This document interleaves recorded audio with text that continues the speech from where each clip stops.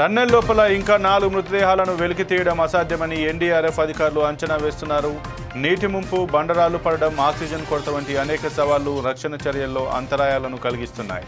ఈ రోజు operation tunnel 8వ రోజుకు చేరింది. 24 గంటల పాటు రెస్క్యూ టీమ్స్ నిరంతరం శ్రమిస్తున్నాయి. ప్రభుత్వం, స్థానిక అధికారులు, రక్షణ బృందాలు ఎంతో ప్రతిష్టాత్మకంగా ఈ ఆపరేషన్ను నిర్వహిస్తున్నాయి.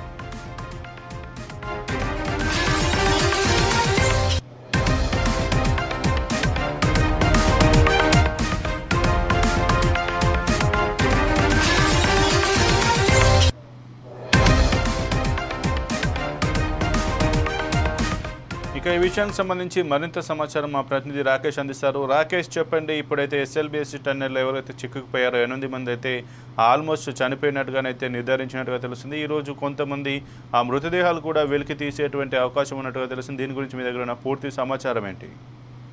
సంపత్, ఎస్ఎల్బిఎస్సి టన్నెల్ వద్ద అయితే 9వ రోజు సహాయక చర్యలు అయితే కొనసాగుతున్నాయి. ఇందులో భాగంగా 4 మృతదేహాలను అయితే ఏదైతే డిపిఆర్ రాడర్ ఏదైతే ఉందో దాంతో గుర్తించిన 4 మృతదేహాలను వెలికి తీసే పనిలో అయితే అటు అధికారులు కావచ్చు, అదేవిధంగా నిపుణులు కావచ్చు అయితే ఈ పనిలో అయితే నిమగ్నమయ్యారు. ఇప్పటికే ఎస్ఎల్బి టన్నెల్ సంబంధించి 9వ రోజు అయితే సహాయక చర్యలు ఉంటాయి. ఇదైతే చాలా కీలకంగా మారింది. ఇప్పటికే ప్రభుత్వం కూడా దీన్ని ఉత్కంఠగా అయితే ప్రతిష్టంగా తీసుకొని సహాయక చర్యలు అయితే చేపట్టిన నేపథ్యంలో మృతదేహాలను అయితే గుర్తించినట్టు కూడా ఇప్పటికే జీపీఆర్ దాంతో అయితే మనకైతే తెలుస్తున్న పరిస్థితి అయితే చూస్తున్నాం. అయితే ఇప్పటికైతే ఎన్డీఆర్ఎఫ్ బృందాలు కావచ్చు, ఎస్డీఆర్ఎఫ్ బృందాలు కావచ్చు ఈ పనిలో అయితే నిమగ్నమై ఉన్న పరిస్థితి చూస్తున్నాం. దాదాపు 14 కిలోమీటర్ వద్ద ఇప్పటికే రెస్క్యూ టీం అయితే ఈ రెస్క్యూ అయితే చేస్తుంది. అయితే దీనికి సంబంధించి ఇవాళ మృతదేహాలు అయితే తీస్తున్నట్టు కూడా ఇప్పటికే అధికారులు అయితే చెప్తున్న పరిస్థితి మనం చూస్తున్నాం. అయితే ఇంకొక మరో 4 మృతదేహాలు ఏవైతే ఉన్నాయో ఇవి మరింత ఆలస్యం అయ్యే అవకాశం ఉన్నట్టు కూడా తెలిసింది. ఇప్పటికైతే 4 మృతదేహాలను అయితే ప్రాథమికంగా అయితే గుర్తించారు. ఇంకో 4 మృతదేహాలు అయితే గుర్తించవలసిన అవసరం అయితే ఉంది. ఈ మృతదేహాలైనా ఇంకా ఏదైనా పదార్థమా దానిపై కూడా ఇంకా కొలిక్కి విషయం అయితే ఇంకా కొలిక్కి రాని పరిస్థితి అయితే మనం చూస్తున్నాం. టన్నెల్లో ఏదైతే ఈ 4 మృతదేహాల మట్టి ఏదైతే ఉందో అది పూర్తిగా తీయడం వల్లే మనకు ఈ మృతదేహాల కాదనేది కూడా తెలిసే పరిస్థితి అయితే ఉంది. అయితే ఇప్పటికే ఈ మేరకు ఫోరెన్సిక్ బృందాలు కావచ్చు, వైద్య బృందాలు కావచ్చు దీనికి సంబంధించి మృతదేహాల సంబంధించి కూడా టెస్ట్ చేయడానికి కూడా అందుబాటులో ఉన్నాయి. అదేవిధంగా మృతదేహాలకు సంబంధించి కూడా ఆయా ప్రాంతాలకు తరలించేందుకు కూడా అంబులెన్స్ ను కూడా ఇప్పటికే అధికారులు అయితే సిద్ధం చేశారు. ఇప్పటికే ఇందులో ఏ ఒక్కరికి శ్రమిస్తున్నా కూడా ఏ ఒక్కరిని వదిలిపెట్టలే అధికారులు కూడా స్పష్టం చేసిన పరిస్థితి చూస్తున్నాం. మిగిలిన 4 మృతదేహాలను కూడా వెలికి తీయడం అయితే ఖచ్చితంగా ఉన్న కష్టమని కూడా ఇప్పటికే ఎన్డీఆర్ఎఫ్ అధికారులు కూడా చెప్తున్న పరిస్థితి అయితే చూస్తున్నాం. అయితే రక్షణ బృందాలు అయితే తగిన చర్యలు తీసుకుంటూ కూడా ఎంతటి ప్రతికూల పరిస్థితులు ఎదురైనప్పటికీ కూడా దాదాపు 14 కిలోమీటర్ల వరకు వెళ్ళి కూడా రెస్క్యూ అయితే చేస్తున్న పరిస్థితి మనం చూస్తున్నాం. అయితే ఇప్పటికే దీనికి సంబంధించి కూడా బాధిత కుటుంబాలు అయితే చాలా ఆవేదనలో ఉన్నట్లు కూడా తెలుస్తుంది. ఆ మృతుల కుటుంబాలకు కూడా ప్రభుత్వం ఎక్స్గ్రేషియా కూడా ప్రకటించే ఛాన్స్ కూడా ఉంది. అదేవిధంగా దీనికి సంబంధించిన బాధిత కుటుంబాలను కూడా ప్రభుత్వం ఆదుకుంటామంటూ కూడా ఇప్పటికే ఉత్తమ్ కావచ్చు, అదేవిధంగా మంత్రులు కావచ్చు చెప్పిన పరిస్థితి చూస్తున్నాం. ఇందులో భాగంగానే ఇవాళ సాయంత్రం ఇది కొలిక్కి వచ్చిన నేపథ్యంలో ఇవాళ సాయంత్రం సీఎం రేవంత్ రెడ్డి కూడా పర్యటించే అవకాశం అయితే ఉంది. సీఎం రేవంత్ రెడ్డి కూడా ఇప్పటికే ఈ పరిస్థితిపై కూడా ఆరా తీశారు. అదేవిధంగా టన్నెల్లోని పరిస్థితి కావచ్చు, అదేవిధంగా అక్కడ జరుగుతున్న సహాయక చర్యలు కావచ్చు, అదేవిధంగా వీటికి సంబంధించి కూడా ఇప్పటికే సమీక్ష నిర్వహించి దానికి సంబంధించిన అధికారులకు అయితే దిశానిర్దేశం అయితే చేశారు. అదేవిధంగా ఇందులో భాగంగానే వాళ్ళ మనపర్తిలో అయితే సీఎం రేవంత్ పర్యటించనున్నారు.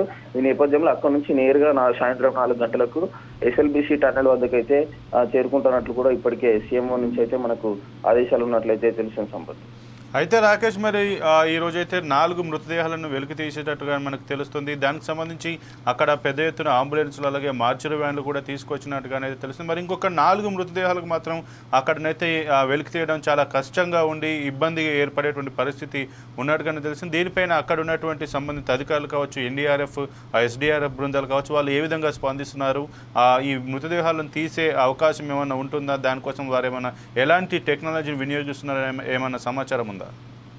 సంపత్, అయితే ఎస్ఎల్బిసికి సంబంధించి టన్నెల్ ట్రాస్ అయితే అడుగడుగున అయితే ఆటంకాలు అయితే ఎదురవుతున్నాయి. మనం చూసుకోవచ్చు దాదాపు 14 కిలోమీటర్ల వరకు కూడా బురద కావచ్చు, మట్టి కావచ్చు, దీంతో అయితే పూర్తిగా పేరుకపోయిన పరిస్థితి చూస్తున్నాం. అయినప్పటికీ కూడా ఎన్డీఆర్ఎఫ్ కావచ్చు, ఎస్డీఆర్ఎఫ్ బృందాలు దాదాపు 14 కిలోమీటర్ల పోయి కూడా ఈ రెస్క్యూ అయితే చేస్తున్నాయి. అయితే ఇందులో భాగంగా అధునాతన టెక్నాలజీ అయితే ఏదైతే జీపీఆర్ సంబంధించి ఏదైతే ఉందో రాడార్ కి సంబంధించి దాన్ని అయితే ఇందులో వినియోగించారు. ఇందులో భాగంగానే 4 మృతదేహాలు అయితే ప్రాథమికంగా అయితే గుర్తించగలిగారు. మిగతా మృతదేహాలు గుర్తించడంలో అయితే విఫలమవుతున్నట్లు తెలుస్తుంది. దాదాపు మొత్తానికి బురద పేరుకపోవడంతో ఈ రాడార్ కూడా గుర్తించడంలో అయితే విఫలమవుతున్న పరిస్థితి చూస్తున్నాం. అయితే ఇప్పటికే దీనికి సంబంధించి కూడా రెస్క్యూ టీమ్స్ అయితే మనకు ప్రాథమికంగా ఈ 8 మంది కార్మికుల్లో ఏదైతే కూరుకున్న ప్రాంతం ఏదైతే ఉందో అక్కడ గ్రౌండ్ పెనిట్రేటింగ్ రాడర్ తో అయితే ఇప్పటికే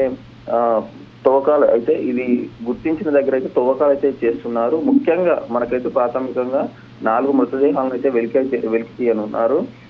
ఇందులో జీపీఆర్ అయితే గుర్తించినయే ముఖ్యంగా ఉన్నాయి. అయితే జీపీఆర్ గుర్తించలేని మిగతా 4 మృతదేహాలను ఈ బురద మొత్తం వెలికి తీస్తే గానీ తెలియని పరిస్థితి అయితే ఉంది. మొత్తం బురద వెలికి తీయడానికి దాదాపు 3 రోజులు పట్టే అవకాశం ఉన్నట్టు కూడా అధికారులు అయితే ఇప్పటికే చెప్పిన పరిస్థితి అయితే చూస్తున్నాం. కాకపోతే ఇవాళ మరికొన్ని గంటల్లో దాదాపు ఇంచుమించు ఒక రోజులో అయితే ఈ 4 మృతదేహాలు అయితే బయటకు వచ్చే ఛాన్స్ అయితే ఉంది. ఇందులో భాగంగానే ఫోరెన్సిక్ బృందాలను కూడా ఇక్కడికి రప్పించారు. అదే విధంగా వీరిని వారి స్వగ్రామాలకు పంపించేందుకు అంబులెన్స్ కూడా సిద్ధంగా ఉంచినట్లు కూడా అటు వైద్య ఆరోగ్య శాఖ అధికారులు కావచ్చు, ఇటు ఫోరెన్సిక్ అధికారులు కూడా తెలిపిన పరిస్థితి మనం చూస్తున్నాం. Okay, thank you Rakesh.